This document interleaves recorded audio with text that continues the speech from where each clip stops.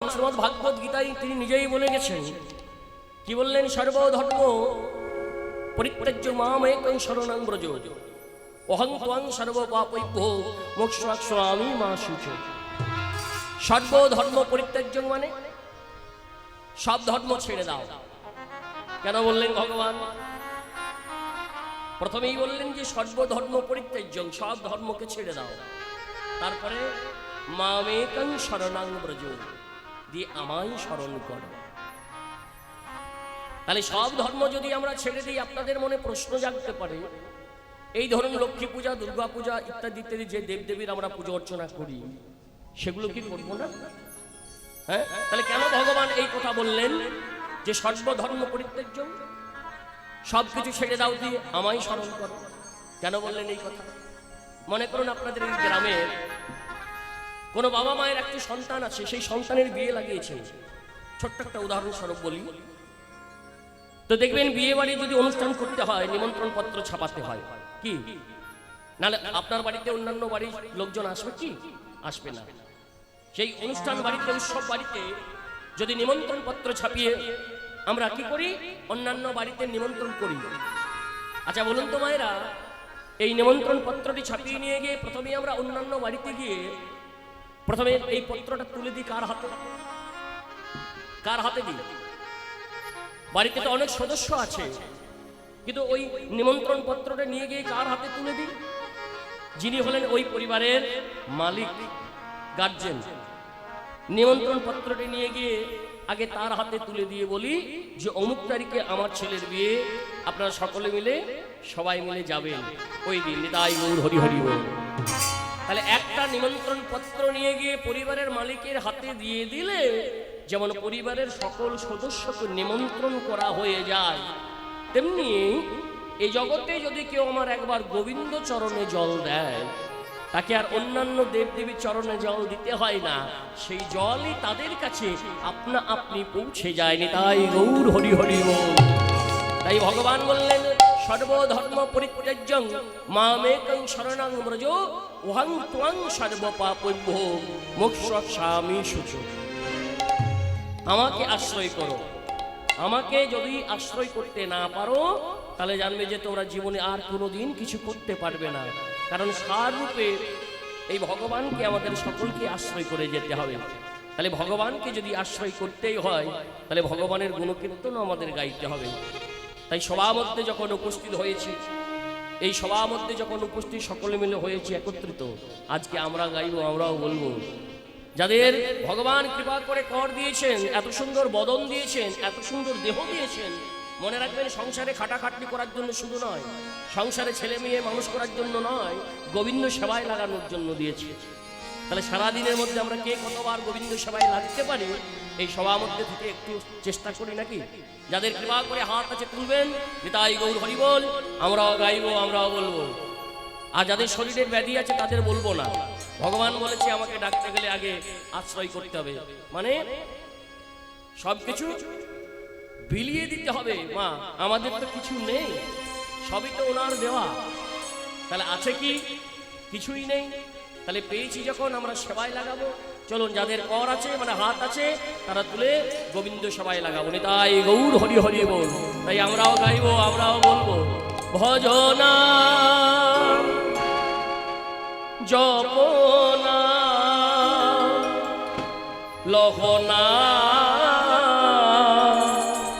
কৃষ্ণ না, ভজনা জপনা লহনা কৃষ্ণ না,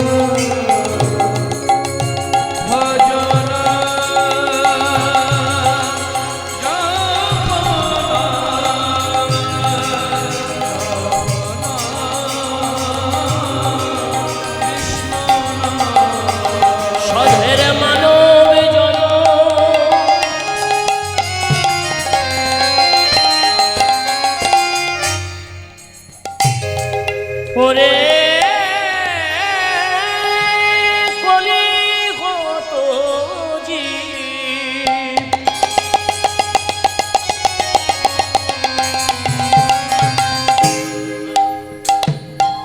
বিষয় বাসনার মায়ার মোহে আর নানা ঘুমিয়েছে কোনা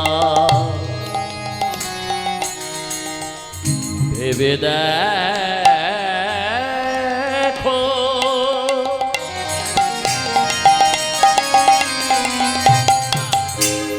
তুমি যে কটা দিন পেয়েছো তোমারই হাতে গোনা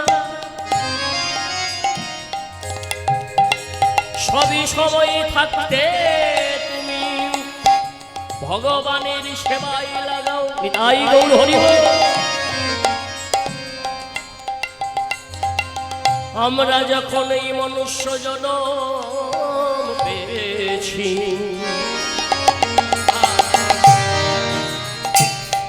গোবিন্দ সেবায় যেন লাগতে পারি হরি হরি সদ্গীর মানব জন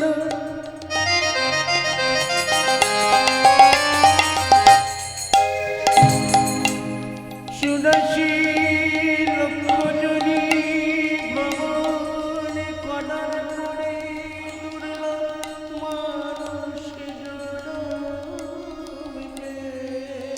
উলুধ্বনি নিতাই গৌর হরি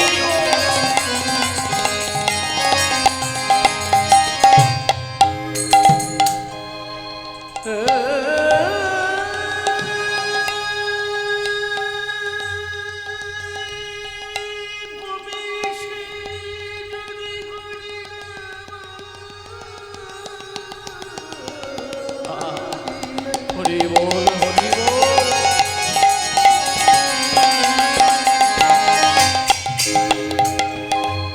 হরে জন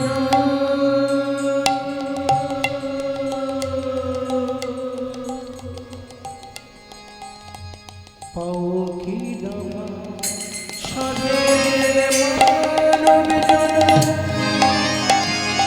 আরে গোবিন্দ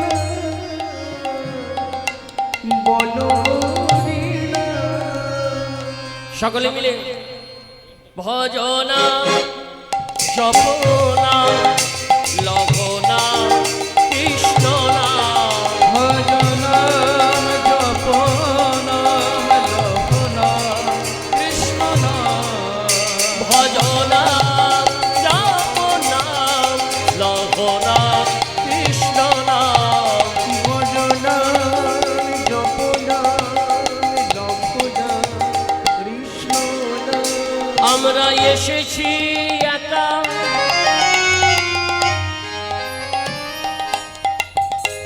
চলে যাব একা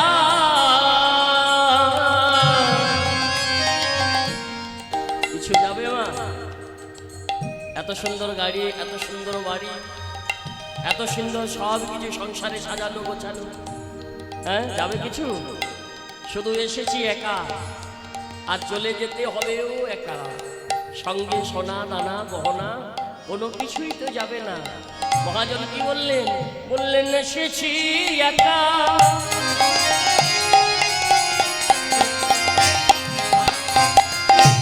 চলে যাব একা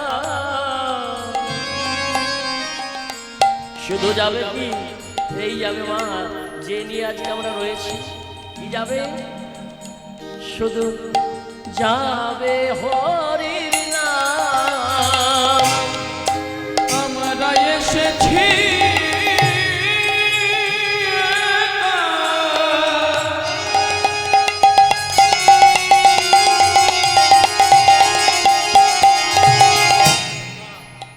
চলে যাব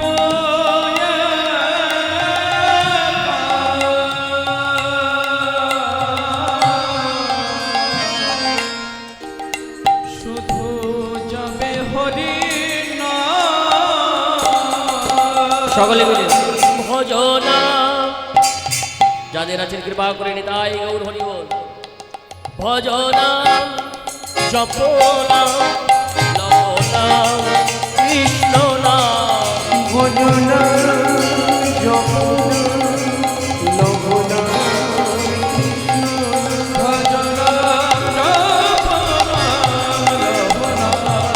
কৃষ্ণনাম যমুনা লবণা কৃষ্ণ নাম। তাহলে কলিযুগের মুক্তির উপায় হলো একমাত্র হরির নাম। নাম ছাড়া কলিযুগের কোনো গতি নাই, গতি নাই, গতি নাই।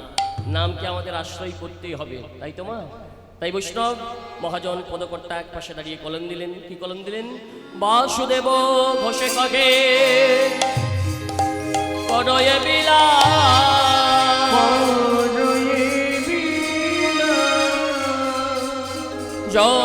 জনময়ষ্টমী লীলা গোরা গোরাই আমার করিলে প্রকাশ। করিলে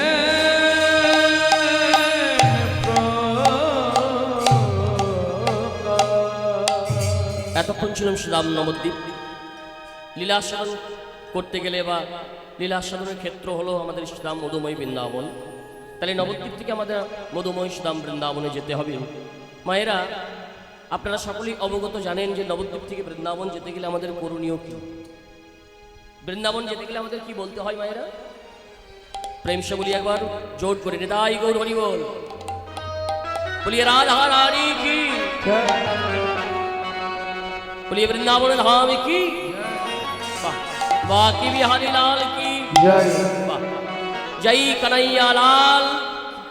বাহ, চলুন সকলে মিলে আমরা মধুময় শ্রীরাম বৃন্দাবনে যাব। প্রেম সে বলিয়ে রাধে রাধে। ওগো চলে রে আমার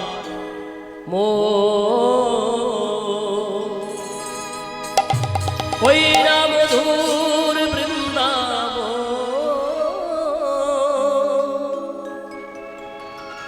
দেখো যমুনা পুলিনে যেথা তোমাদের হরি হরি বল। আমার মধুর বৃন্দাবন যমুনা পুজিলে যেথা মধুর বৃন্দাবন।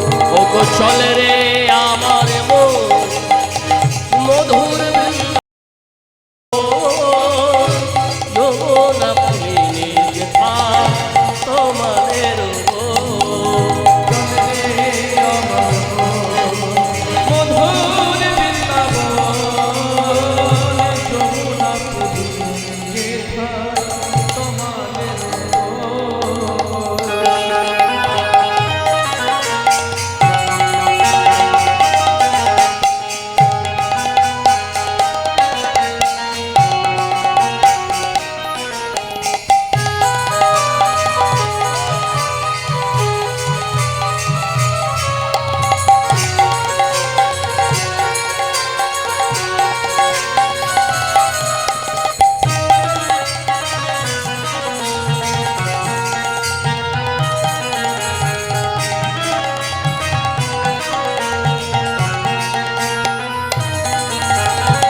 সেথায় ললিতা বিশাখায়াদি,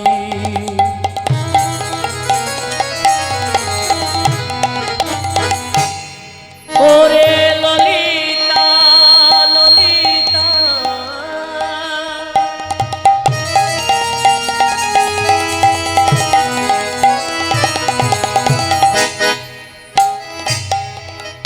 ওরে বিশাখা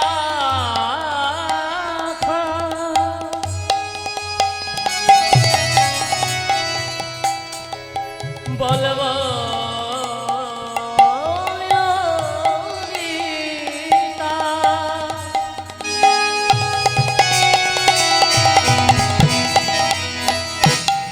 চলো না জয় মধুর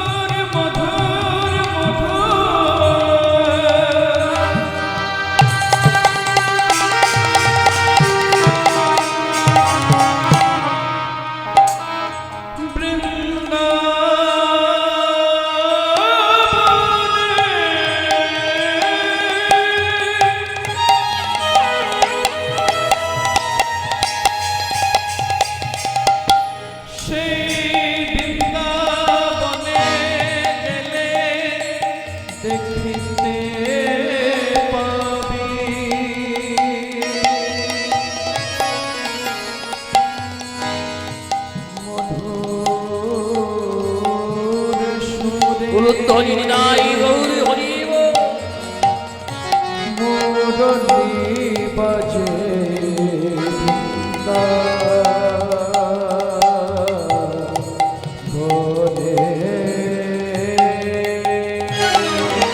ললিতা বিশাখায়াদি যত সখীগণ শ্যামকুণ্ড রাধাকুণ্ড গিরি গোবর্ধন। চল রে আমার মধুর বৃন্দাবন যমুনা পুলিনে যেথা তোমাদের জননী আমার মধুর বৃন্দাবন যমুনা পুরীরে তোমার যাব। চলে রে আমার মধুর বৃন্দাবন যমুনা ধারে তোমার সেথায় সীতাম সুদামে দামে বসুদা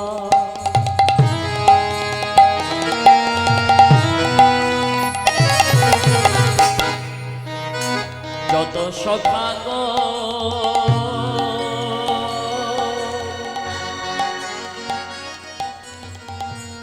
মধুর মধুর বংশী বাজে সেই তো বৃন্দাবন। শ্রীরাম সুদা দম্ব সুদা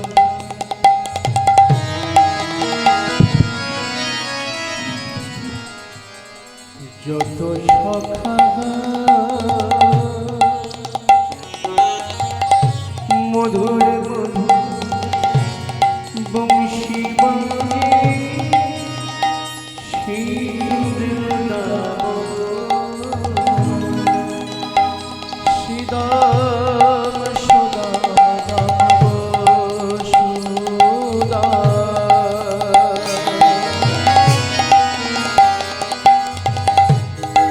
বাঁশি বাজে বাজে বাজে বাজে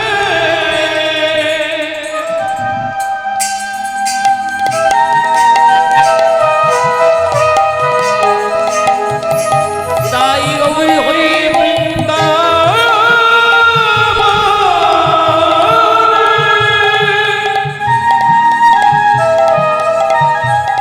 মধুর মধুর মধুর সুরে বাঁশি বাজে বৃন্দাবনে। কত না মধুর সুরে বাঁশি বাজে শ্রীদাম সুদাম দাম বসুদা কত সখাগণ গণ গণ মধুর মধুর বংশী বাজে সেই তো বৃন্দাবন। সকলে মিলে চল রে আমার মধুর বৃন্দাবন যমুনা পুলিনে যেথা তোমাদের জননী আমার মধুর বৃন্দাবন যমুনা পুরীরে তোমার যাব। চলো মন চলো মন চলো মন বৃন্দাবন চলো মন চলো মন চলো মন বৃন্দাবন। চলো মন চলো মন বৃন্দাবন চলো মন চলো চলো চলো বৃন্দাবন। প্রিয় বৃন্দাবন ধাম কি জয় মধুময় শ্রীদাম বৃন্দাবনে। আজ বৃন্দাবনে আমাদের আলোচ্য বিষয়টি কি? আজ আমাদের আলোচ্য বিষয় হলো, আস্বাদনের বিষয় হলো, আমরা যে লীলাটি আস্বাদন করতে চলেছি। প্রথমেই গৌরচন্দ্রিকা যে পদ আমরা আস্বাদন করলাম, তাতে অনেকে বুঝতে পেরেছেন যে আমরা কি গান গাইতে পারি। আজকে আমরা যে লীলাটি গাইব সে লীলার বিষয়বস্তু হলো মায়েরা ভগবান শ্রীকৃষ্ণের আবির্ভাব লীলা। ভগবান কৃষ্ণচন্দ্র কোথায় কিভাবে আবির্ভাব হলেন? মনে রাখবেন, দেবতাদের জন্ম হয় না, অনেকে বলেন জন্মলীলা, কিন্তু এটা ভুল বলা হবে। কারণ দেবতাদের কোনোদিন জন্ম হয় না। জন্ম হয় কাদের? জন্ম হয় আমাদের, আপনাদের। কারণ আমরা হলাম জনি সম্ভবা, আর ভগবান দেবতারা হলেন অজনী সম্ভবা। তাই ভগবান কৃষ্ণচন্দ্র কোথায় কিভাবে আবির্ভাব হলেন সেই কিঞ্চিত কোথায় আজকে আমরা আস্বাদন করব। যে আনন্দ নবদ্বীপে, সেই আনন্দ মধুপুরে মথুরাবাসীর মনে জ্বালা ছিল মায়েরা, মথুরাবাসীর মনে যন্ত্রণা ছিল যে আমাদের মহারাজ সত্যি, আমাদের এমন মহারাজ যে দেশের প্রজারা ঈশ্বর চর্চা করতে চায়, যে দেশের মানুষেরা ভগবানকে ভালোবাসতে চায়, আর সেই দেশের যিনি হলেন দণ্ড মুন্ডের কর্তা, তিনি হলেন কি না ঈশ্বর ভক্তি বিমুখ, সে ভগবানকে ভালোবাসে না। তাহলে যেই দেশের রাজা এমন ঈশ্বর ভক্তি বিমুখ হন, সেই দেশে রাজা মনে মনে চিন্তা করছেন। কি চিন্তা করছেন রাজা? মনে মনে চিন্তা করছেন, যারা সারা মথুরাপুরে কেউ আমায় এতটুকু ভালোবাসে না, কেউ আমায় এতটুকু স্নেহ করে না, শ্রদ্ধা করে না, কি করে করবে? আপনি যদি অপরকে ভালো না বাসেন, আপনি যদি অন্য কোনো মানুষকে যদি না ভালোবাসা দেন, শ্রদ্ধা না করেন, আপনি কি আশা করতে পারেন যে অপর কোনো ব্যক্তির কাছ থেকে আপনি ভালোবাসা পাবেন? কোনোদিনই পাবেন না। যদি অপর ব্যক্তির কাছে, অপর মানুষের কাছে যদি শ্রদ্ধা ভালোবাসা পেতে হয়, তাহলে আগে আপনাকে অপরকে ভালোবাসতে হবে। মথুরার অধীশ্বর কংস মনে মনে চিন্তা করছে যে সারা মথুরাপুরে কেউ আমায় এতটুকু ভালোবাসে না, তাহলে আমি কি করব? কি করব? মথুরার অধীশ্বর কংস মনে মনে কি চিন্তা করছেন? না, চিন্তা করছেন কি একটা চালাকির পথ কিভাবে আশ্রয় করা যায়। কিন্তু মনে রাখবেন মায়েরা, যে কোনো কর্ম বা যে কোনো কাজ কোনোদিন কখনো চালাকির দ্বারা হয় কি? চালাকির দ্বারা কোনো কাজ হয় না। তা মহারাজ কি এমন চালাকির পথ আশ্রয় করলেন? না, কংস মহারাজ এমন চালাকির পথ আশ্রয় করলেন জানেন? এই বৃন্দাবনের মাঝে পরম বৈষ্ণব কে আসে? পরম বৈষ্ণব বলতে কাকে পেলেন?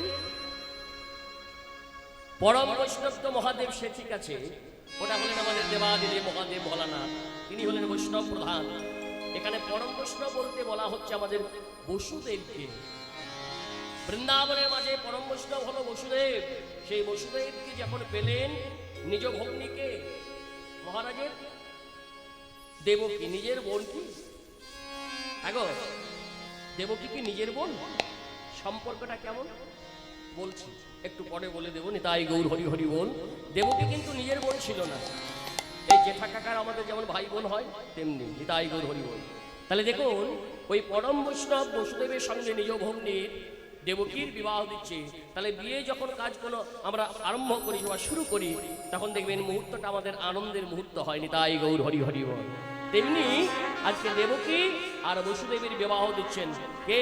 কংস মহারাজ। কেমন ভাবে আজ ভাবটি কেমন হয়েছে? ওগো শুভ দিনে শুভক্ষণে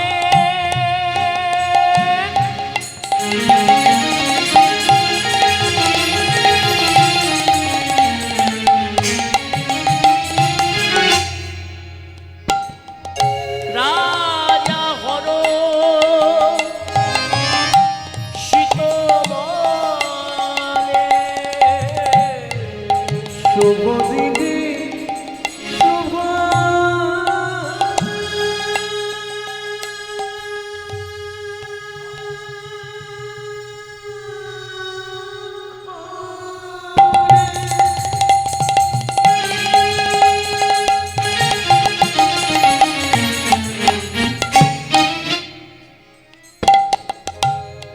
রাজা গরু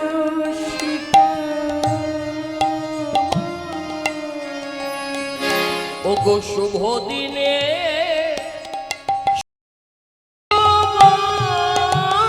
শুভক্ষণে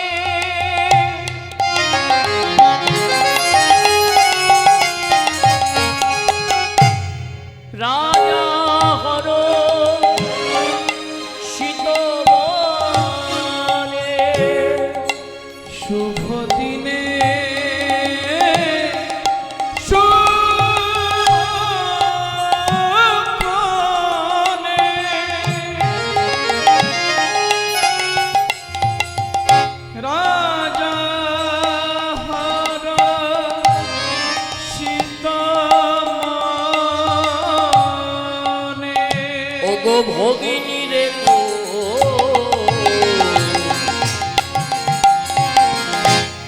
করিল সম্প্রদান রাজা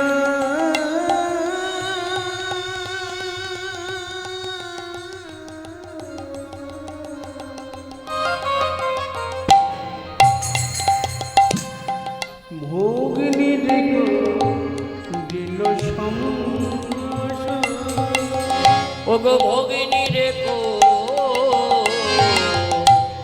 করিল সম্প্রদান রাজা ভগিনী দেখো ভগিনী দেখো দিল সম্প্রদায় নারায়ণ দয়া হরে না গো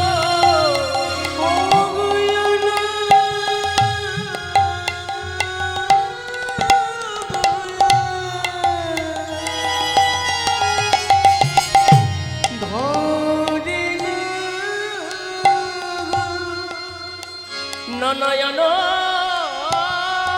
দয়া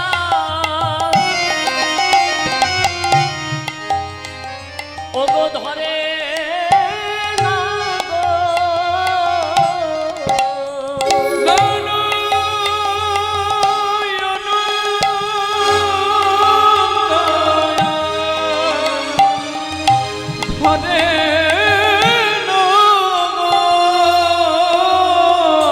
ওই না ভগিনীর সম্প্রদান করে নারায়ণ দয়া ধরে না গো ওই ভগিনীর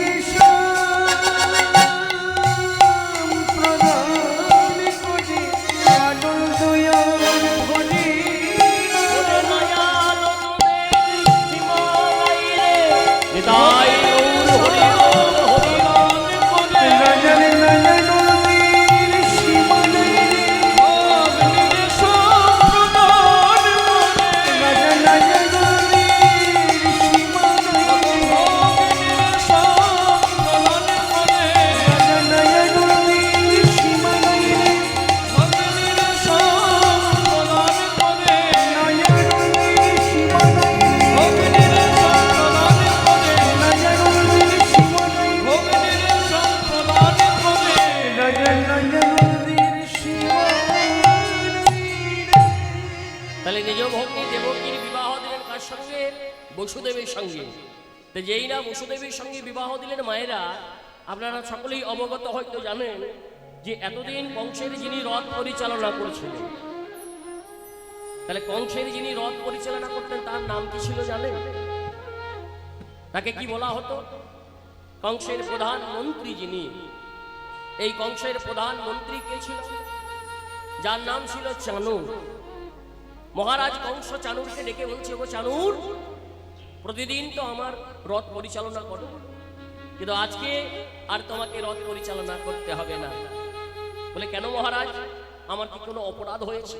বলে না, আজ আমি নিজ ভগ্নী দেবকী আর বসুদেবকে এই রথের মধ্যে বসিয়ে আমি নিজেই নগর পরিভ্রমণ করব। আজ আমি নিজে তার রথের সারথি হব। তাই কি করলেন মহারাজ? সপ্ত ঘোড়ার একটা রথ সাজালেন, আর সেই সপ্ত ঘোড়ার মধ্যে দেবকী আর বসুদেবকে ওই রথের মধ্যে বসিয়ে আজকে সারা মথুরাপুরে নগর পরিভ্রমণ করছে মায়েরা। আর যেই দেখছে সেই সকলে চিৎকার করে বলে উঠছে, কি বলে উঠছে? জয় মথুরাধিপতি কংসের জয় জয়, মথুরাধিপতি কংসের জয় জয়, মথুরাধিপতি কংসের জয় সারা মথুরাপুরে জয়ধ্বনি বেজে উঠল মা। তাহলে দেখুন, এই মথুরাবাসী সকলেই যে এই কংসের জয়ধ্বনি করলো, এই জয়ধ্বনিটা কি তারা আনন্দে করেছে? হ্যাঁ কি গো মায়েরা, তারা আনন্দ করলো জয়ধ্বনি মহারাজের? বলি না, আনন্দে কেউ দেয়নি জয়ধ্বনি, দিয়েছে ভয়ে। কেন কেন ভয়ে দিয়েছে মহারাজের? না, কংস ছিল দুরাচারী, কংস ছিল পাপাচারী, কংস তো ভালো মানুষ ছিল না মা। কেন ভালো মানুষ ছিল না কংস? তাহলে কংসের পরিচয় আমাদের জানতে হবে। এখানে অনেক শাস্ত্রজ্ঞ জ্ঞানী গুণী ব্যক্তি আছেন যারা নিয়মিত সারা বলি করেন, তারা জানবেন যে কংসের পিতার নাম কি ছিল মায়েরা? কংসের পিতার নাম হলো উগ্রসেন। আমরা সেটা সকলেই অবগত জানি, যেটা সারা বলিতে পাওয়া যায়। কিন্তু মায়েরা, কংসের আসল পিতার নাম হলো উগ্রসেন নয়।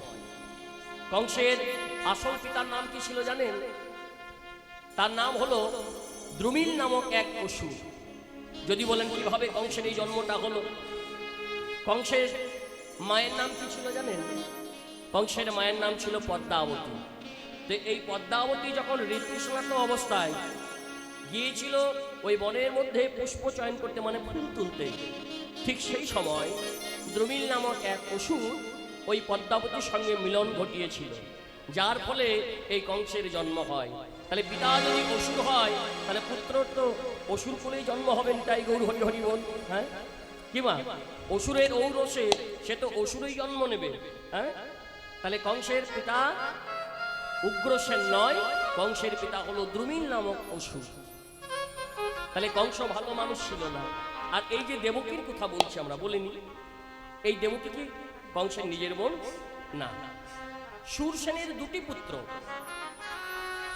বড় ছেলের নাম হলো দেবক আর ছোট ছেলের নাম হলো উগ্রসেন। এই দেবকের কন্যা হলো দেবকী, আর উগ্রসেনের এই পুত্র হলো আমরা যাকে কংস বলছি, কিন্তু আসলে তা নয়। তাহলে সম্পর্কটা কেমন দাঁড়ালো? জেঠার মেয়ে, নিজের বোন হলো না, কিন্তু সম্পর্কটা দাঁড়ালো কংসের জেঠার মেয়ে। তাহলে দেখুন, ওই রথের মধ্যে বসিয়ে, আর কংসের স্ত্রীদের নাম কি ছিল জানেন? কংসের হচ্ছে দুটো স্ত্রী। কি নাম ছিল কংসের স্ত্রীদের?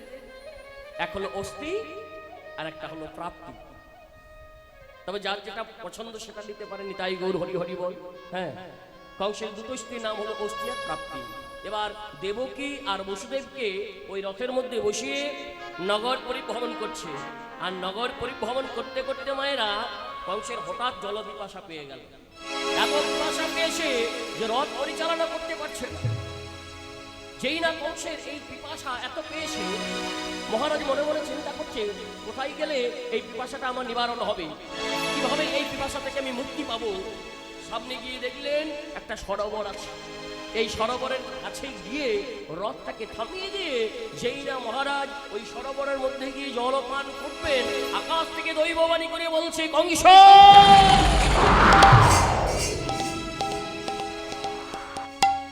কে তুই? কে তুই? আমার নাম উচ্চারণ করে বলিস, কে তুই? মহারাজ, আমি কে জানো? আমি কে? আমি হলাম নিয়তি। নিয়তি, আজ কি বলতে এসেছিস? আজ আবার আমাকে কি বলতে এসেছিস নিয়তি? বলে যে আনন্দ করে তুমি তোমার ভগ্নী দেবকীর বিবাহ দিলে বৈষ্ণবের সঙ্গে। মহারাজ, তুমি কি জানো? তুমি কি জানো মহারাজ? ও তুমি যাহারে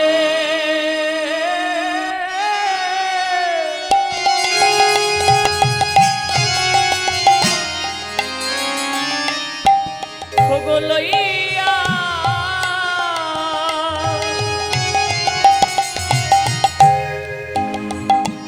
আর আনন্দে মাতিয়া তুমি জগদে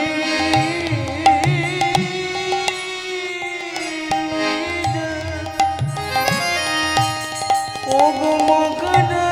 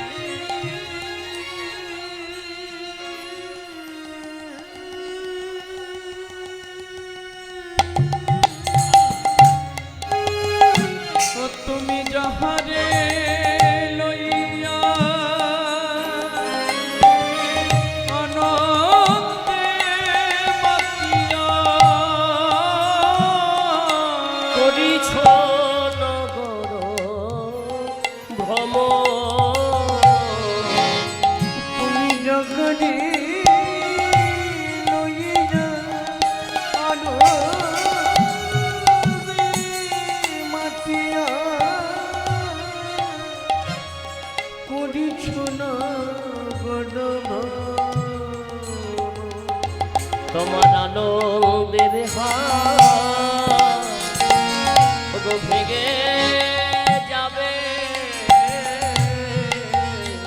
তোমার আনন্দের হাত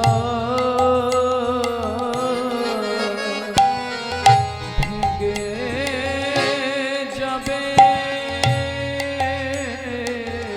তোমার আনন্দের হাত ভেঙে যাবে, তোমার আনন্দের হাত ভেঙে যাবে, নিরানন্দে পড়ি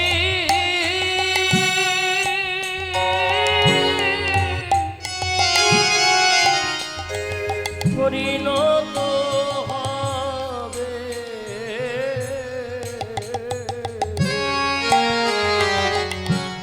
তোমার আনন্দের হাত ভেঙে যাবে, নিরানন্দে পরি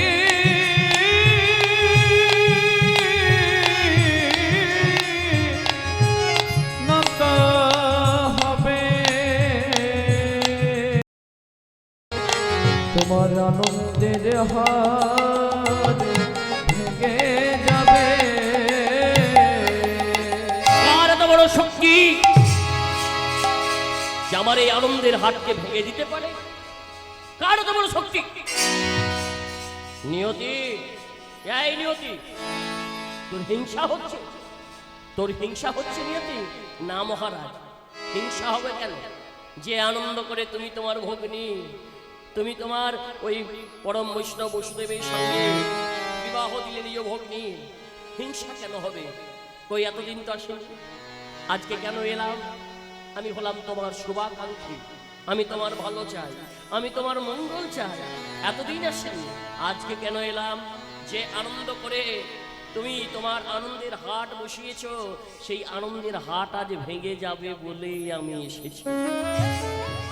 তাছাড়া জানো মহারাজ, আর আমি কি বলতে চাই জানো?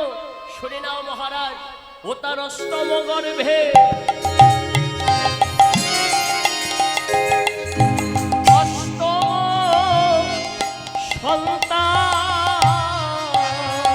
তারি অষ্টম গর্ভে অষ্টম সন্তান, ও তার অষ্টম গর্ভে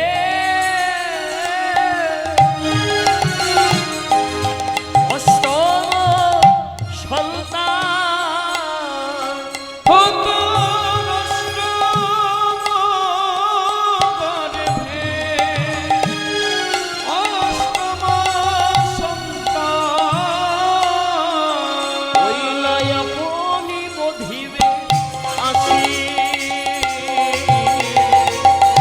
আপনি বধিবে আসি, তারি অষ্টম গর্ভে অষ্টম সন্তান, আপনি বধিবে আসি, আপনি বধিবে বলে রাখবে না রে, রাখবে না রে, রাখবে না রে, রাখবে না রে, বংশে বাকি দিতে কাউকে রাখবে না রে, বংশে বাকি দিতে কাউকে রাখবে না রে, বংশে বাকি দিতে কাউকে রাখবে না রে, বংশে বাকি দিতে কাউকে রাখবে না রে, বংশে নিধন করে দেবে, বাকি দিতে কাউকে রাখবে না রে, বংশে নিধন করে দেবে, বাকি দিতে কাউকে রাখবে না রে।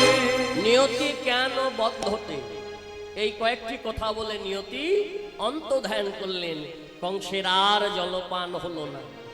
তো যেই না কংসের জলপান আর হলো না, মা কেন হলো না? না মহারাজ জেনে গেল নিজের মৃত্যুর কারণ। কেউ যদি নিজের মৃত্যুর কারণ আগে থেকে যদি জেনে যায়, তার কি মন ভালো থাকতে পারে গো?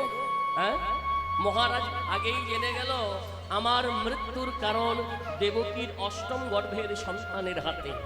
হ্যাঁ, তাই মহারাজ কি করলো, ধীরে ধীরে ওই দেবকী রথের সামনে গেল। রথের সামনে গিয়ে দেবকীকে ডেকে বলছে, দেবকী, ও দেবকী, দেবকী শোন শোন। যেই না দেবকীকে ডেকেছে, আর ওই রথ থেকে দেবকীর চুলের মুঠি ধরে বের করে নিয়ে এসেছে।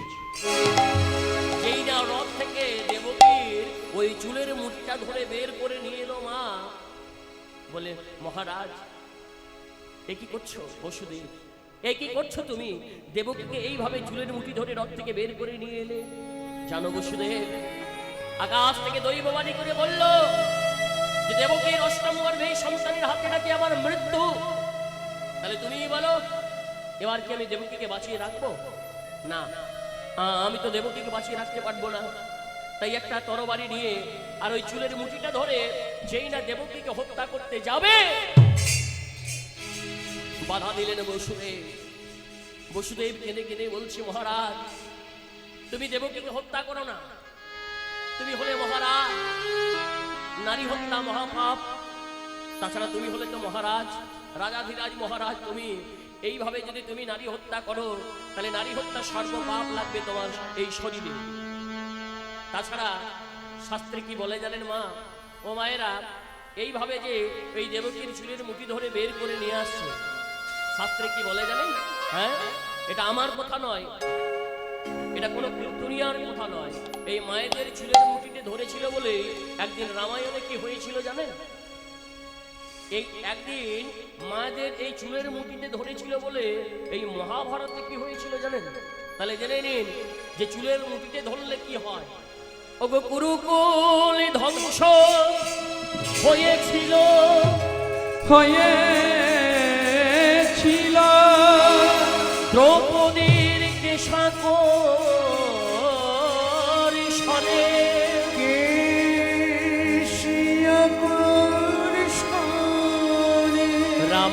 রামায়ণে রাবণ ধ্বংস, রাবণ ধ্বংস, সীতাকে সাকর শনে, সীতাকে সাকর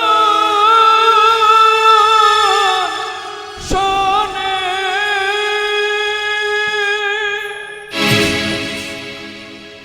তাই বাবাদেরকে করজোড়ে নিবেদন করে যায়, যে কোনো অবস্থায় কোনো মায়েদেরকে, বোনেদেরকে, স্ত্রীদেরকে কখনোই কোনোভাবেই চুলের মুঠি ধরে মারা যাবে না।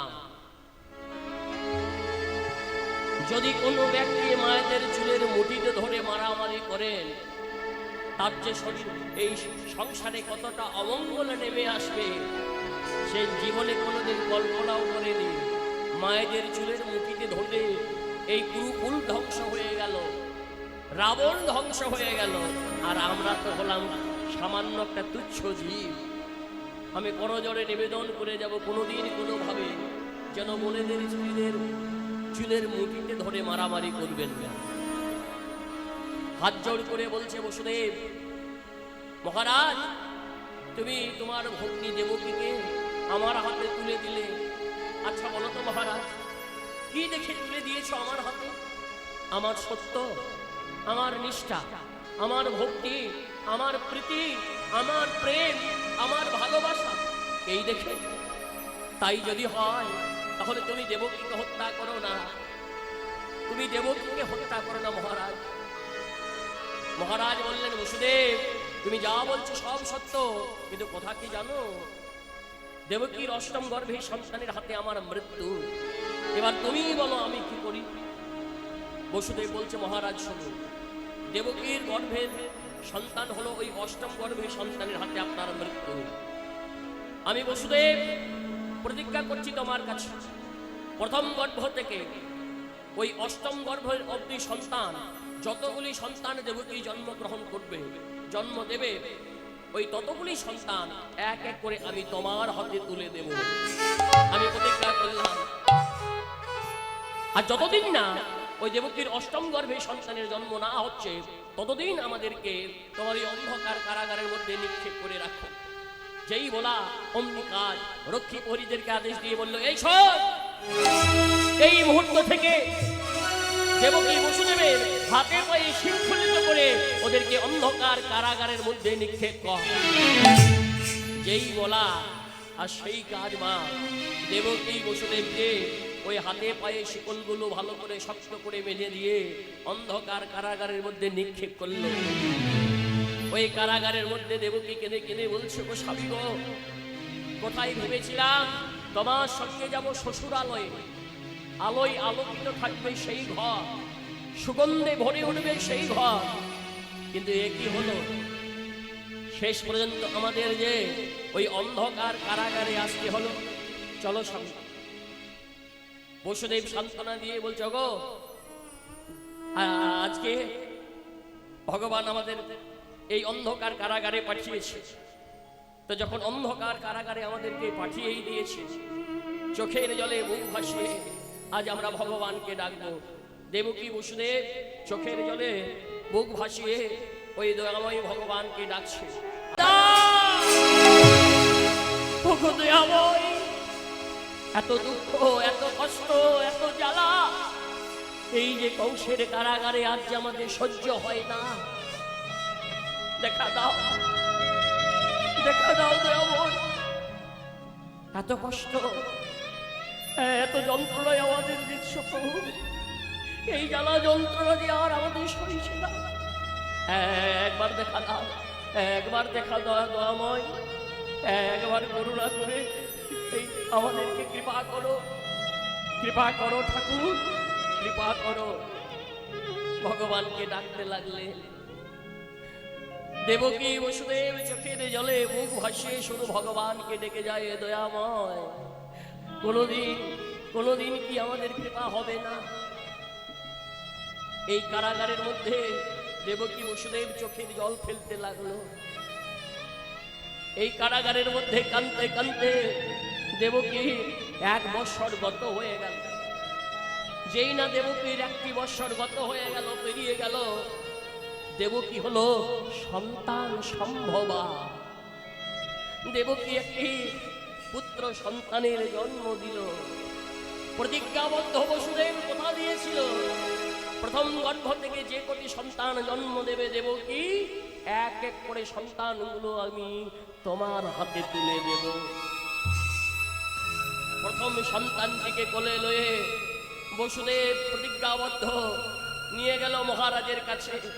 মহারাজের কাছে গিয়ে বলছে, মহারাজ এই দেখুন, এই দেখুন, এই দেখুন আমার দেবকীর প্রথম গর্ভে সন্তান। বসুদেব ওই প্রথম গর্ভে সন্তান মহারাজের হাতে তুলে দিল। যেই না মহারাজের হাতে তুলে দিল, অমনি কংস মহারাজ মনে মনে চিন্তা করছে যে আমার মৃত্যুর কারণ হলো দেবকীর অষ্টম গর্ভের সন্তান। কিন্তু এ তো দেবকীর অষ্টম গর্ভের সন্তান নয়, এ হলো দেবকীর প্রথম গর্ভের সন্তান। তাছাড়া এ হলো আমার বোনের সন্তান। সম্পর্কে কে হয়? ভাগ্নে। না না, আমি একে তো হত্যা করব না, একে তো আমি হত্যা করব না। এই কংসের অন্তরে মায়া জন্ম নিল। যেই না কংসের অন্তরে মায়া জন্ম নিল, স্বর্গলোকে সাড়া পড়ে গেল। কেন? কংস যদি এই প্রথম গর্ভের সন্তানকে হত্যা না করে, তাহলে ভগবানের আসতে অনেক দেরি হয়ে যাবে গো। কারণ ভগবান হলেন অষ্টম গর্ভের সন্তান। কেন ভগবানের আসতে অনেক দেরি হবে? কেন না, যে মায়েদের সন্তান হয়, দেখবেন সেই সন্তান যদি কোনো কারণবশত মারা যায়, জন্ম নিয়েই কোনো সন্তান যদি মারা যায়, শাস্ত্রে তাকে কি বলে জানেন? শাস্ত্রে তাকে বলে মৃত শ্রবা বা মৃত বৎসা।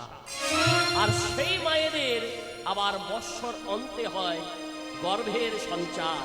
তাহলে কংস যদি এই প্রথম গর্ভের সন্তানকে হত্যা করে, আর একটি বৎসর পর আর একটি সন্তানের জন্ম দেবে দেবকী। তাই স্বর্গলোকে সাড়া পড়ে গেল। এবার কি হলো? নারদ মুনি আসছেন ওই স্বর্গলোক থেকে এই কংসের মনের ভুল ভাঙানোর জন্য। তো নারদের বাহন কি মায়েরা আছে আপনাদের, না সব মিক্সি হয়ে গেছে? আছে, আচ্ছা। হ্যাঁ, এখন কে এত পরিশ্রম করবে নাকি? তাই গৌর হরি হরি বল। তাহলে দেখুন, নারদ মুনি আসছেন স্বর্গলোক থেকে ওই ঢেকিতে করে চড়ে, আর নারদের হাতে কি থাকে মায়েরা? বীণা যন্ত্র। এই বীণা যন্ত্র বাজাতে বাজাতে ওই স্বর্গ থেকে আসছেন কংসের কাছে মনের ভুল ভাঙানোর জন্য। কংসের তা কেমন ভাবে আসছে? বলে ওরে বীণা যন্ত্র, বলে একেবারে হরে কৃষ্ণ মন্ত্র, কৃষ্ণ নামে সারা জীবে কোনো গতি না।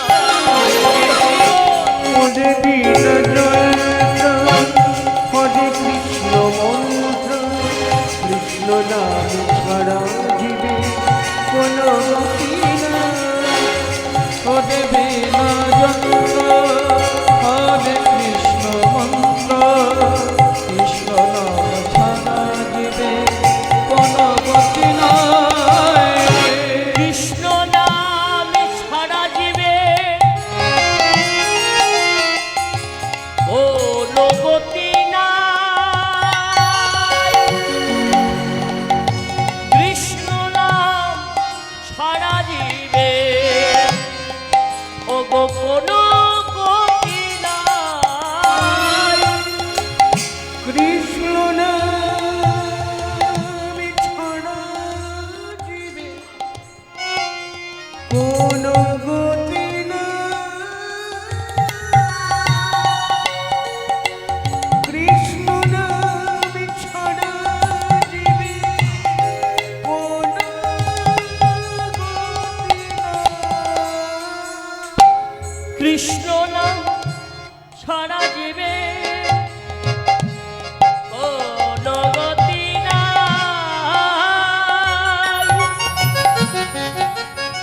কৃষ্ণ নাম সারা জীবে কোনো গতি নাই। কৃষ্ণ নাম ছাড়া জীবে কোনো গতি নাই। কৃষ্ণ নাম ছাড়া জীবে কোনো গতি নাই। ওরে বীণা যন্ত্র, বল একেবারে হরে কৃষ্ণ মন্ত্র, কৃষ্ণ নামে সারা জীবে কোনো গতি নাই। ওরে বীণা যন্ত্র, মনে ভজে কৃষ্ণ মন্ত্র, কৃষ্ণ নাম ছাড়া জীবে কোনো গতি নাই। ও গো কোনো গতি নাই। কোনো গতি নাই, কোনো গতি নাই, কোনো গতি নাই। বলে ও মহারাজ, মহারাজ, ও মহারাজ, বলে আপনার কোলে এই সন্তানটি কার গো? হ্যাঁ, এই সন্তানটি কার? বলে নারদ, আমার কোলে যে সন্তানটি রয়েছে এই সন্তানটি কার জানো না? এই সন্তানটি হলো আমার ভগ্নী দেবকীর প্রথম গর্ভের সন্তান। বলে মহারাজ, দৈববাণী হয়েছিল না যে দেবকীর অষ্টম গর্ভের সন্তানের হাতে আপনার মৃত্যু হবে? বলে নারদ, দৈববাণী হয়েছিল দেবকীর অষ্টম গর্ভের সন্তানের হাতে আমার মৃত্যু, কিন্তু এ তো দেবকীর অষ্টম গর্ভের সন্তান নয়, এ হলো দেবকীর প্রথম গর্ভের সন্তান, এ তো আমার মৃত্যুর কারণ নয়। বলে মহারাজ, ওই দেবতাদের ছলা কলা কিছুই বোঝা যায় না, ওনারা বলেন এক আর করেন এক, তাই আর মায়া না বাড়িয়ে এই সন্তানটিকে হত্যা করুন। তাহলে সেদিন কংস মহারাজ কি করেছিলেন? ওই নারদের কথা মতো প্রথম গর্ভের সন্তানকে ওই পাথরের মধ্যে আঁচড়ে মারল। যেই না পাথরের মধ্যে ওই প্রথম সন্তানকে আঁচড়ে মারলেন মা, প্রথম গর্ভে সন্তানের মৃত্যু হয়ে গেল। দেবকীর মৃত শোভা দোষ ঘটল। বৎসর অন্তে আবার আরেকটি সন্তানের জন্ম দিল। প্রতিজ্ঞাবদ্ধ বসুদেব সেই সন্তানটিকেও নিয়ে তুলে দিলেন ওই কংস মহারাজের হাতে। আবার সন্তানটিকে নিয়ে ওই মহারাজ পাথরের মধ্যে আছড়ে মারলেন। এইভাবে এক এক করে দেবকী 6টি সন্তানের জন্ম দিল। আর 6টি সন্তান বসুদেব মহারাজের হাতে তুলে দিলেন। এক এক করে সেই 6টি সন্তানগুলোকে কি করলেন মহারাজ? ওই পাথরের মধ্যে সন্তানগুলোকে আছড়ে আছড়ে আছড়ে মারলেন। 6টি সন্তানের মৃত্যু হয়ে গেল। তা বলি হ্যাঁ গো মায়েরা, এই যে কটি সন্তান, মানে এই যে 6টি সন্তান দেবকীর গর্ভে জন্ম নিল, কিন্তু জন্ম নিয়েই তারা কেন নিজেদের মৃত্যুকে বরণ করে নিল কংসের হাতে? হ্যাঁ গো, জন্ম নিয়েই তারা কেন মরে গেল? কেন মরতে হলো কংসের হাতে? শ্রীমদ্ ভাগবত এখানে প্রমাণ দিয়েছে যে দেবকীর গর্ভে 6টি সন্তান জন্মগ্রহণ করে কেন তাদের মৃত্যুকে বরণ করে নিল কংসের হাতে। শ্রীমদ্ ভাগবত কি বললেন? শ্রীমদ্ ভাগবত বললেন হিরণ্যক্ষ হিরণ্যকশিপু এরা হলো 2 ভাই। আর হিরণ্যক্ষের পুত্র হলো কালনেমি, আর কালনেমির পুত্র হলো এই যে 6টি সন্তানের কথা বলছি, এই 6টি সন্তান হলো কালনেমির সন্তান। এই 6টি সন্তান যখন বড় হলো, যখন বুঝতে শিখলো, এরা কোথায় গেল জানেন? এরা গেলেন ব্রহ্মার কাছে আরাধনা করতে অমরত্বের আশা। যেদিন হিরণ্যক্ষের কর্ণগোচর হলো, জানতে পারলেন যে আমার পুত্রের পুত্ররা আমার কাছে এসে না এসে তারা গেল ওই ব্রহ্মার কাছে আরাধনা করতে অমরত্বের আশা। হ্যাঁ, আমি হলাম দৈত্যকুল সম্রাট হিরণ্যক্ষ কশিপু, আর আমার কাছে কিছু না আছে, এরা গেল ব্রহ্মার কাছে। ছোট ছেলেকে ডেকে বলছে, এই শোন, হ্যাঁ রে, তোরা আমার কাছে কিছু না আছে ব্রহ্মার কাছে আরাধনা করতে গেলি, শোন, এই জন্য আমি তোদের এই মুহূর্ত থেকে তোদের অভিশাপ দিলাম, আজ হতে তোরা অনন্তকাল নরকগামী হবি। যেই না অভিশাপ দিয়ে দিল মায়েরা, সঙ্গে সঙ্গে ছোট ছেলে হিরণ্যক্ষের চরণ জড়িয়ে ধরে বলে, বলো না দাদু,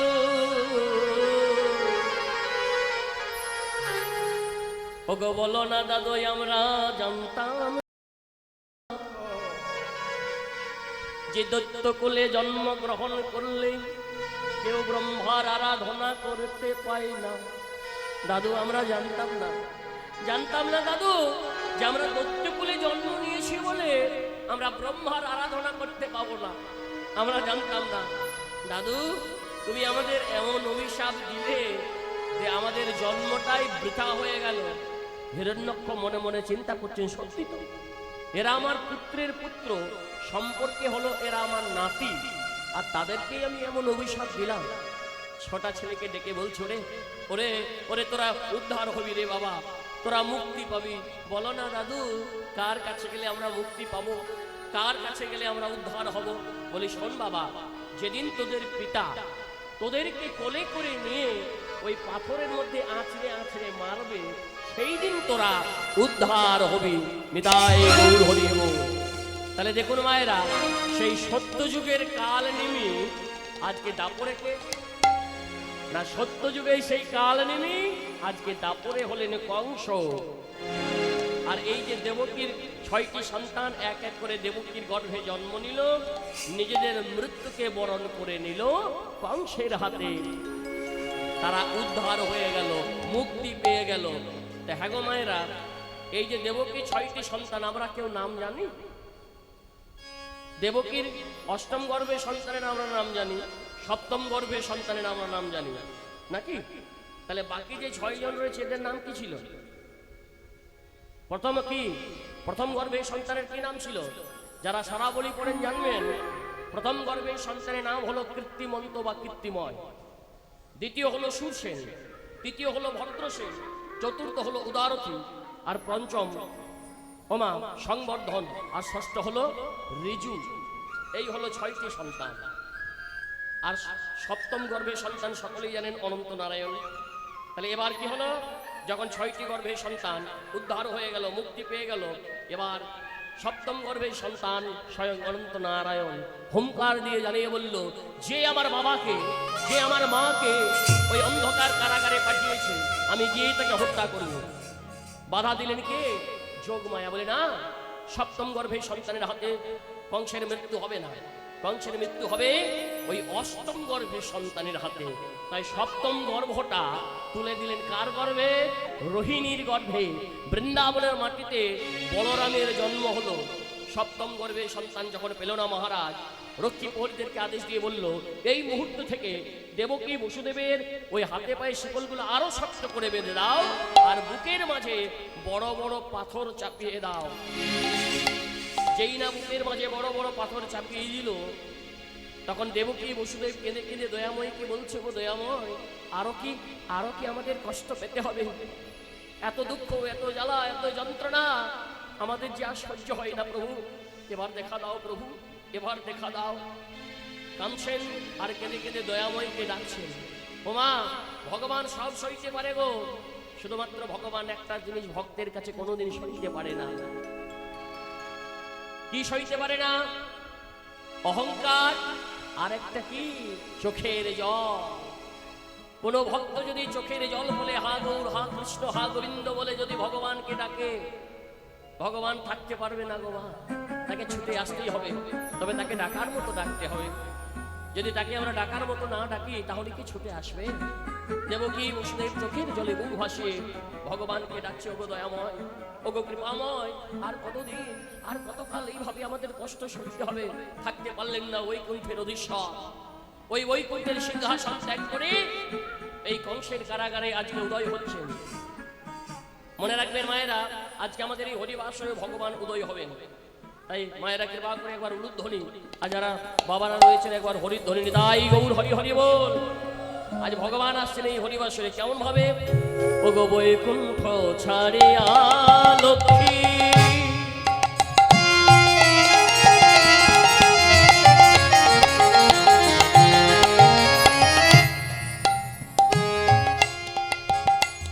আমার পতি নারায়ণ, বৈকুণ্ঠ ছাড়িয়া লক্ষ্মী,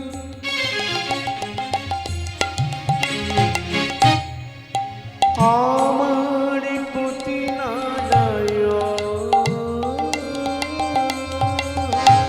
ওগো বৈকুণ্ঠ ছাড়িয়া লক্ষ্মী,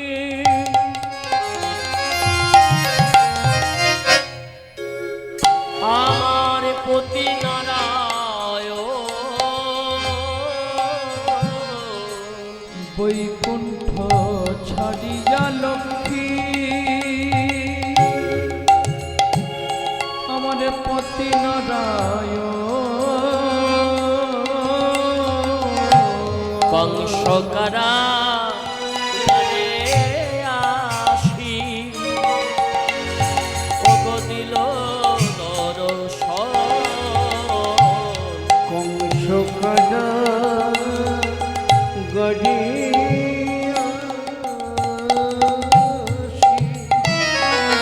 দিল দর্শন, ওগো কংস কারাগারে আসি, দিল দর্শন, ওগো কংস কারাগারে আসি, দিল দর্শন, যখন কৃষ্ণ জন্ম নিলে,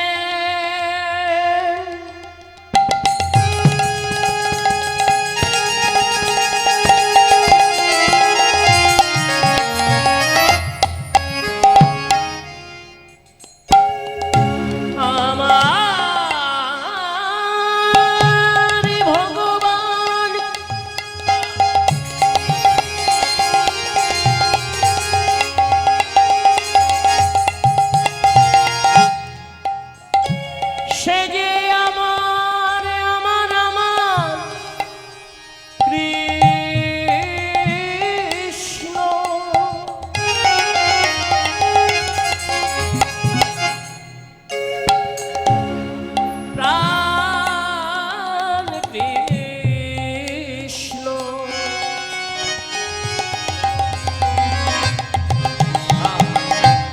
কৃষ্ণ জন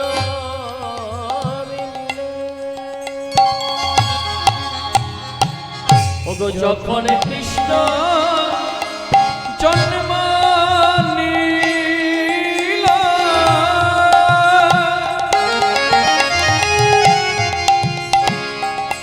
দৈব কি উদারে মথুরার দেব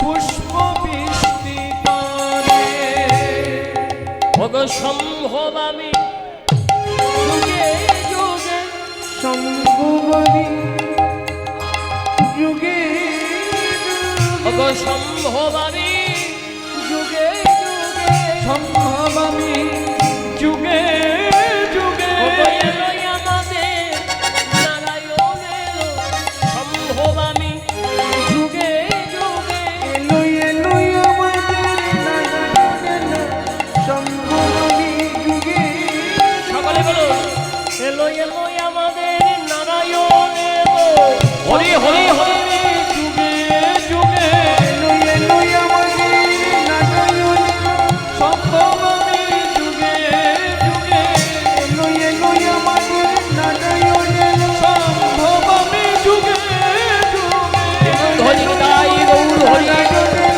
সম্ভবী যুগে যুগে এলো এলো আমাদের নারায়ণ সম্ভবী যুগে যুগে এলো আমাদের নারায়ণ সম্ভবী যুগে যুগে সম্ভবী যুগে যুগে ওমা 6টি সন্তানের জন্ম দিয়েছি দেবকী কিন্তু তাদের মুখ দেখতে পেয়েছি কি মুখ দেখতে পাইনি কেন না জন্ম যখনই হয়েছে বসুদেব সন্তানগুলোকে এক এক করে কংসের হাতে তুলে দিয়েছে আর এখন ভগবান এসেছেন কংসের কারাগারে বসুদেব দেবকীকে বলছে ও দেবকী দেখো দেখো দেখো দেখো কি সুন্দর তোমার পুত্র হয়েছে গো ও দেবকী কিন্তু কে দেখবে মা দেবকীর অচৈতন্য চৈতন্য নেই ও দেবকী দেখো দেখো কি সুন্দর তোমার পুত্র হয়েছে ওঠো গো দেবকী ধনী দেখো গো জাগিয়া উঠো গো দেবকী ধনী দেখো গো চাহিয়া উঠো গো দেবকী ধনী দেখো গো চাহিয়া ওঠো গো দেবকী ধনী দেখো গো জাগিয়া উঠো গো দেবকী ধনী দেখো গো চাহিয়া কি সুন্দর পুত্র তোমার জন্মিল আসিয়া কি সুন্দর পুত্র তোমার জন্মিল আসিয়া কি সুন্দর পুত্র তোমার জন্মিল আসিয়া কি সুন্দর পুত্র তোমার জন্মিল আসিয়া একবার চেয়ে দেখো না একবার চেয়ে দেখো না একবার চেয়ে দেখো না একবার চেয়ে দেখো না কি সুন্দর পুত্র তোমার জন্মিল আসিয়া কি সুন্দর পুত্র তোমার জন্মিল আসিয়া ওগো কি সুন্দর পুত্র তোমার জন্মিল আসিয়া কি সুন্দর পুত্র তোমার জন্মিল আসিয়া বাবা যেই না দেবকী জ্ঞান ফিরে পেল অমনি জ্ঞান ফিরে পেয়ে যেই না ওই সন্তানের দিকে চেয়ে দেখেছে আর চেয়ে দেখে কি করেছে চমকে উঠেছে কি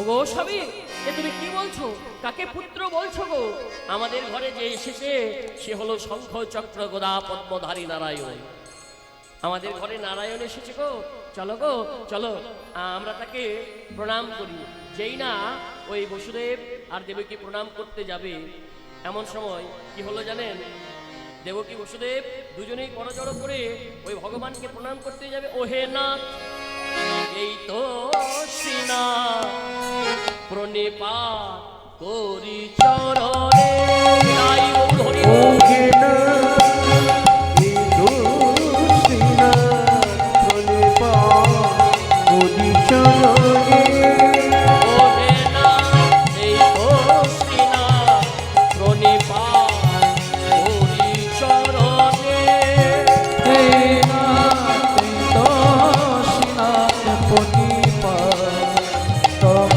চরণে যেই না প্রণাম করতে যাচ্ছে মা অমনি ভগবান নারায়ণ বললেন মা ও মা এ তুমি কি করতে যাচ্ছ এই যে তুমি আমাকে প্রণাম করতে যাচ্ছ কোন শাস্ত্রে আছে মা কোন শাস্ত্রে আছে যে কোনো মা তার সন্তানকে প্রণাম করে কি কোথাও দেখেছেন যে কোনোদিন মা হয়ে নিজের সন্তানকে কেউ প্রণাম করছে এমন কেউ আছেন বা কেউ করেন? এটা কি হয় সম্ভব? কোনো মা তার সন্তানকে কোনোদিন কখনো প্রণাম করতে পারে না। ও মা, এ তুমি কি করছো? তুমি আমায় প্রণাম করতে যাচ্ছ?